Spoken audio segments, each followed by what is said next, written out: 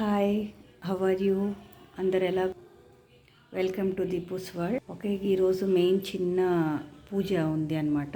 So పూజది మీకు vlog చేసి తీసి అలాంగ్ విత్ దట్ నేను చేస్తున్నాను.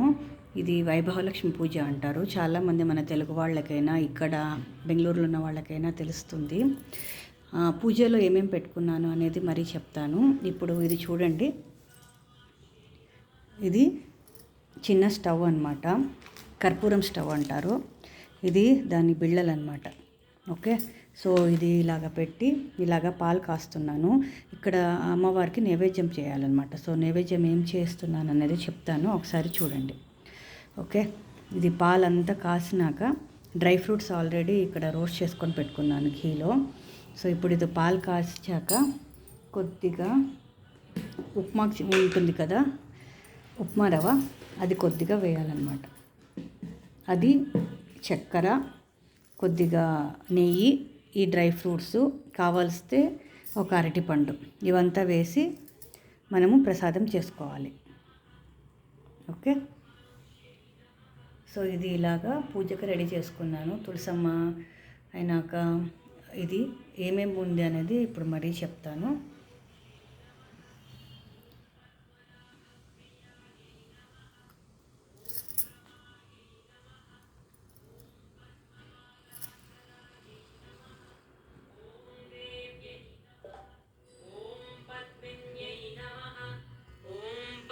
गन्धिन्यै नमः। ॐ पुण्यगन्धायै नमः। ॐ सुप्रसन्नायै नमः। ॐ प्रसादाभिमुख्यै नमः। ॐ प्रभायै नमः। ఓకే, పాలు కాస్తున్నాను అనమాట. ఇంకా వచ్చేస్తుంది చూడండి, ఇలాగ ఉంటుంది చిన్నది. మీరు ఎక్కడ కావలిస్తే అక్కడ తీసుకొని పోవచ్చు. ఇది వెరీ పోర్టబుల్ అనమాట. అన్ని షాప్లోనూ దొరుకుతాయి. ఇది మనకు మడికి బాగా పనికి వస్తుంది, స్టవ్ మీద మనం చేసుకోకుండా.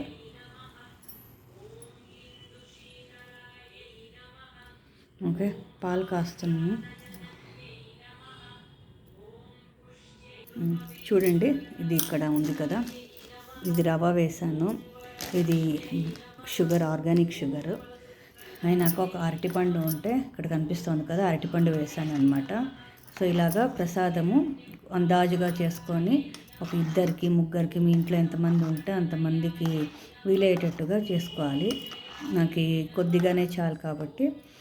సో ఇక్కడ కింద చూస్తున్నారా, ఇది ఇప్పుడు ఆ కర్పూరం అయిపోతే మనం ఇక్కడ నుంచి మరీ యాడ్ చేయాలన్నమాట. సో ఇది ఒక్కొక్క ప్యాకెట్లో 3 ఉంటాయి. ఇది ఒక చిన్న స్టవ్, ఇలాగా ఇత్తడిది పెట్టుకొని చేసుకుంటే శ్రేష్టం అన్నమాట. స్టవ్లో చేసుకోకుండా. కావాల్సి మీకు స్టవ్లోనే చేసుకోవచ్చు అంటే బాగా కడుక్కొని ఆయనకి ఇది చేసుకోవాలి. నేను ముందర రంగోలి వేసుకొని ఇది చేసుకున్నాను అనమాట ప్రసాదము. ఇప్పుడు ఈ తట్టలో ఉండేటివంతా ట్రాన్స్ఫర్ చేసేద్దాం ఇక్కడికి. నూనెతో పాటు నెయ్యి, ఇది కొద్దిగా ఇది వేసాను అనమాట, అది కలవడానికి కొద్దిగా ఇది. సో మొత్తం అంతా ఇదే జిఆర్బి ఘీ అని ఇక్కడ ఉంది కదా, ఫుల్ ఘీనే వేసాను అనమాట.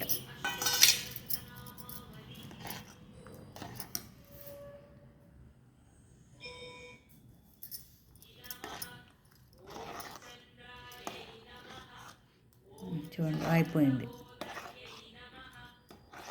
సో డ్రై ఫ్రూట్స్, పాలు, చక్కెర, అరటిపండు, రవ్వ, ఈ 5 నార్మల్ మీ సత్యనారాయణ స్వామికి ప్రసాదం చేస్తారు కదా దీంతో, రవ్వతో అలాగని చేయాలన్నమాట. సో ఇక్కడ ఇంకా వస్తుంది, సో ప్రాబ్లం లేదు. అంత లోపల ఇది మన ప్రసాదం అయిపోతుంది.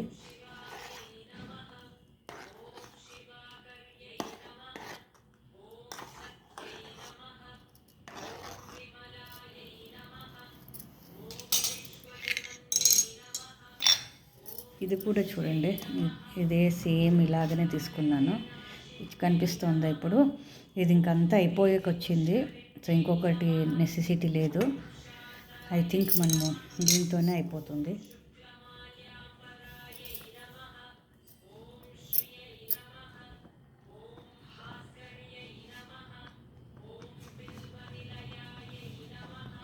చూడండి బాగా బాయిల్ అవుతుంది. ఐ థింక్ ఇది ఇంకా అయిపోయాక వచ్చిందనమాట ప్రసాదము. సో ఇది వైభవలక్ష్మి పూజ అని మీకు ఇదంతా తెలిసి ఉంటుందన్నమాట, చాలామంది చేసి ఉంటారు. సో ఇది వైభవలక్ష్మి పూజ. ఇది 8 శుక్రవారాలు చేయాలి. ఓకే, సో 8 శుక్రవారాలు చేసి మీ పక్కన ఇంట్లో ఎవరి ఇంట్లో మీకు స్నేహితులు ఇంటికి పిలిచి తాంబూలంతో పాటు ఈ బుక్ను కూడా మనము తాంబూలంలో ఇచ్చి ఆశీర్వాదం తీసుకోవాలి. ఇలాగ 8 వారాలు చేయాలి. చూడండి బాగా ఇది కలుపుతున్నాను, దగ్గరకు వచ్చేసింది. సో ఇంకా ఇప్పుడు దీన్ని ఎలాగ దించి ఇది ఆఫ్ చేయాలో చూపిస్తాను. ఇది పక్కన మీకు కనిపిస్తూ ఉందా, ఇది దీనిపైన మూసి పెట్టాలన్నమాట. మూసి పెడుతూనే చూడండి, ఓకేనా. దీన్ని ఇట్లా పక్కన పెడుతున్నాను. ఇప్పుడు చూడండి ఇది ఆఫ్ అయిపోతుంది, అంతే. ఓకే, సో ఇది ప్రసాదము రెడీ. ఓకే, సో పూజకి ఇప్పుడు మనము ప్రసాదం అక్కడ చూపించాను, అయిపోయింది. ఇలాగ ఒక పీట ఏర్పాటు చేసుకొని తులసమ్మని పెట్టుకొని, సో తులసి లేకుండా ఏ పూజ జరగదు కదా, తులసమ్మ ఇంపార్టెంట్ అనమాట. అందులో కృష్ణుడు కూడా పెట్టాలి. అయినాక రంగోలి వేసి ఇక్కడ కలశం అనమాట, కలశమే ఇంపార్టెంట్ మెయిన్. ఇదే మన వైభవలక్ష్మి అని. సో బియ్యం పోసుకొని, ఇది ఫోటో అనమాట, ఫోటో పక్కన కృష్ణుడు, వినాయకుడు చాలా ఇంపార్టెంట్. ఫస్ట్ విఘ్నరాజుడు పూజ చేసినాకనే వైభవలక్ష్మి పూజ చేయాలన్నమాట. సో వైభవలక్ష్మి అంటే కలశంలో పసుపు కుంకుమ, ఓకే, ఈ 3 అక్షంతలు లోపల ఒక మన బంగారు గొలుసు లోపల వేయాలన్నమాట. లోపల వేసాక దెన్ రాత్రి మనది పూజ అంతా అయిపోయినాక రాత్రి పండుకునేటప్పుడు దీన్ని ఇలాగా కదిలిచ్చి లోపల ఉన్నది చైన్ వేసుకొని మనం పండుకోవాలి. ఇలాగ 8 వారాలు మనము పూజ చేసి అయినాక 8 వారాలు అయిపోయినాక 8 మందిని పిలిచైనా ఇవ్వచ్చు. ఒక్కొక్క వారం అయినాక ఒక్కొక్క వారం చేసుకొని అయినా ఆ వారంకి ఇచ్చేసేయచ్చు. శుక్రవారం ఎవరైనా పిలిస్తే మీరు అలాగనే తీసుకొని వాళ్ళకి అట్లే తాంబూలం ఇవ్వచ్చు. నేను అనుకూలమైతే ఆ రోజే ఇస్తాను, లేకపోతే ఎత్తి పెట్టిండు మళ్ళీ ఎవరైనా మన ఫ్రెండ్స్కో, లేకపోతే మీ చెల్లెలకో, మీ అక్కకో, మీ మదర్ ఉంటే మీ మదర్కు, ఎవరికైనా పిలిచి అలా 8 మందికి 8 వారాలు ఇవ్వాలి. సో దీంట్లో నియమాలు ఇవి ఏమీ లేదు. పొద్దున తలస్నానం చేసుకోవాలి. తలస్నానం చేసుకున్నాక సాయంకాలం ఇలాగ పూజకి రెడీ చేసుకొని ఉపవాసాలు అవి ఏమీ లేదండి, చాలా సింపుల్. మీకు ఈ బుక్ ఉంది కదా, ఈ బుక్ చూస్తే మీకు అన్నీ అర్థమైపోతాయి. తెలుగు వచ్చిన వాళ్ళకి, కన్నడ వాళ్ళకి, ఎవరికైనా అర్థమవుతుంది. కన్నడలో కూడా ఇది ఉంది, హిందీలోనూ ఉంది. సో ఇది అంత పెద్ద కష్టమేం కాదు. ఈ బుక్లో మీకు సంక్షిప్తంగా ఇప్పుడు చెప్తాను. నేను పూజ చేసుకున్న కన్నా ముందు ఫస్ట్ విఘ్నరాజుని పూజ చేయాలి అన్నమాట. సో ఇది ఒకే వస్త్రం అంతా వేసి, పూలంతా వేసి, ధూపము దీపము అన్నీ పెట్టుకున్నాను అనమాట. సో ఇదంతా వేసి పూజ చేయాలి. పూజ చేశాక మళ్ళీ కలశానికి రావాలి. కలశంలో కలశ ప్రాణప్రతిష్ఠ చేయాలి, ఆహ్వానం చేయాలి వైభవలక్ష్మి రామ్మ అని. ఇది ఎందుకు చేయాలి అంటే మంచిగా ఉండటానికి ఇల్లు. ఓకే, మీకు ఏదైనా కోరికలు ఉంటే కోరికల కన్నా, లేకపోతే నార్మల్గా ఏదో చేద్దాము ఒక శుక్రవారము అని చేసి స్టాప్ చేయకూడదు. ఇది 8 శుక్రవారాలు చేయాలి. సో మధ్యలో మనకి ఏమైనా తొందర వచ్చి ఏమైనా నిర్విఘ్నం ఏం కాకుండా విఘ్నం వచ్చిందనుకోండి, సో అప్పుడు మనం ప్లాన్ చేసుకోవాలి. అట్లీస్ట్ ద్వితీయ విఘ్నం కాకుండా 2 వారాలు వచ్చేటట్టుగా చేసుకోవాలి, లేకపోతే కష్టం అవుతుందన్నమాట. సో మీరు ప్లాన్ చేసుకునేటప్పుడు, ఈ పూజ చేసేటప్పుడు ఏం చేయాలి అంటే మీరు అట్లీస్ట్ 2 వారాలు కంపల్సరీ బ్యాక్ టు బ్యాక్ చేయాలి. 3 చేస్తే మంచిది. సో మీదంతా ముగించుకొని, ఓకే, మీకు ఏమన్నా డేట్ అవి ఇవి ఏమన్నా ఉంటే అవన్నీ ముగించుకొని స్టార్ట్ చేయాల్సి ఉంది పూజ. సో 8 వారాలు కంటిన్యూస్గా మనకి బ్రేక్ లేకుండా రావు. అట్లీస్ట్ ఫస్ట్ 2 వారాలైనా ఇవి రావాలి అన్నమాట. సో ఇప్పుడు పూజ అంతా నేను చేసుకొని అయినాక ఎలాగ చేశాను, ఎట్లా డెకరేట్ చేశాను అనేది మీకు మరీ చెప్తాను. Okay, see you in some time. చూడండి ఇలాగా పూజ అంతా ఇప్పుడు అయిపోయిందనమాట. ఇది ఏమీ లేదు, జస్ట్ ఇది బుక్ ఉంది కదా, మీ బుక్లో వాళ్ళు ఏం చేయాలనేది ఇక్కడ అంతా ఉంటుంది. ఓకే, అష్టోత్తర శతనామావళి ఉంటుంది, అథంగ పూజ ఉంటుంది. ఓకే, మీరు ఇక్కడ చూసి దాన్ని చూసి నేర్చుకోవాలి. అంతే, చూసినారా? ధ్యానం, ఆహ్వానము, ఆసనము, పాద్యం, అర్ఘ్యం, మీరు ఇది చదువుకుంటూ వెళ్ళచ్చు. అంతే, ఇదంతా సెల్ఫ్ ఎక్స్ప్లెనేటరీ పూజ. మనకి ఇంకా వేరే వాళ్ళ అవసరం లేదు. ఇక్కడ గణపతి పూజ ఉంది కదా, సో వినాయకుడిని కూర్చోబెట్టి ఆసనం వేసి గణపతిది అష్టోత్తర అయినాక ఇది అంతా చేయాలన్నమాట. చూసారా, ఇదంతా సుముఖాయనమ, ఏకదంతాయనమ, కపిలాయనమ, ఇదంతా వినాయకుడిది. వస్త్రము, గంధము, యజ్ఞోపవీతం, పంచామృత స్నానము, మీకు ఎంత వీలైతే అవంతా చేయొచ్చు అనమాట. ఇక్కడ సంకల్పం ఉంటుంది. సో ఇక్కడ నుంచి మనం స్టార్ట్ చేసినా సరిపోతుంది. ఇక్కడ అంతా చెప్పారనమాట. దేవతలందరినీ పూజ చేయాలి, భూత ప్రసాదం అన్నింటి, ఈ భూమికి భారమైన వీళ్ళందరూ వెళ్ళిపోవాలి. సో ఇదంతా ముందర ఉంటుంది, మీరు ఇక్కడ చేసుకున్నా పర్వాలేదు. సో ఇక్కడ నుంచి స్టార్ట్ అవుతుంది వైభలక్ష్మి వ్రత ప్రారంభం అని. సో కేశవాశ్వ, నారాయణాశ్వ, మాధవాశ్వ, గోవిందాన్మ అని దేవుడిదంతా పేర్లు ఇవంతా చెప్పుకొని, ఆయనకు దేవుడిది అయినాకనే కదా లక్ష్మీదేవి వచ్చేది.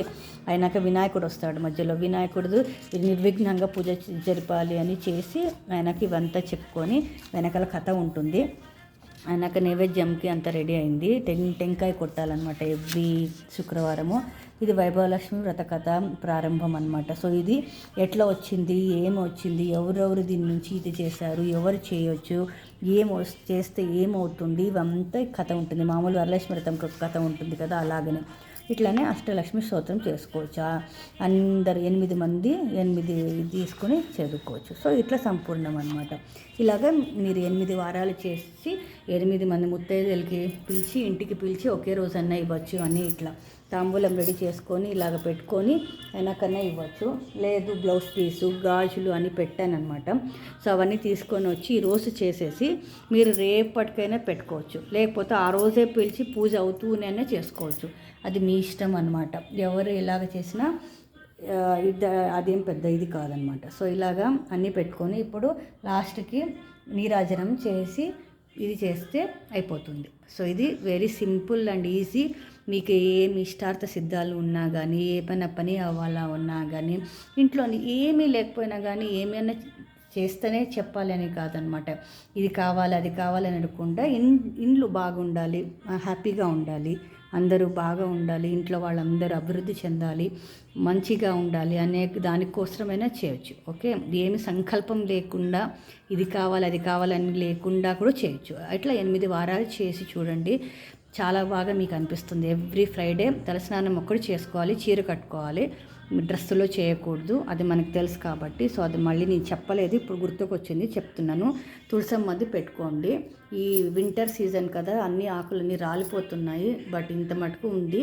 సో ఇది నెక్స్ట్ వారం చేంజ్ చేయాలన్నమాట. ఇప్పుడు ఆల్రెడీ 6th వీక్ అనుకుంటాను, అది 6 వీక్స్ అయిపోయింది.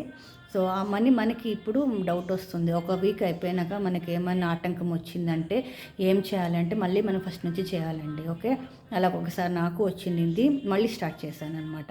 ఓకే, సో దాంట్లో కాంప్రమైజే లేదు.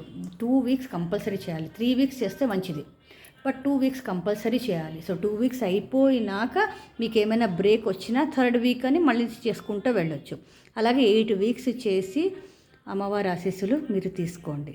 Okay bye. ఇంకొక మంచి వీడియోతో మళ్ళీ మీ ముందు ఉంటాను. Bye from Deepu's world.